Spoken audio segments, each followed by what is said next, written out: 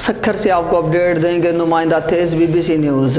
سید ضیاء الرحمان کی رپورٹ کے مطابق DIG سکھر عبدالحمید کھوسا کی جانب سے میٹنگ میں ہندو کمیونٹی کے معززین نے مکھی ایشور لال کی قیادت میں ملاقات کی۔ جنرل سیکریٹری ہندو کمیونٹی چندر بھان سمیت وکی کمار، مادھومل، اشوک کمار، واسومل، لڈھومل، پرب داس بھی موجود تھے۔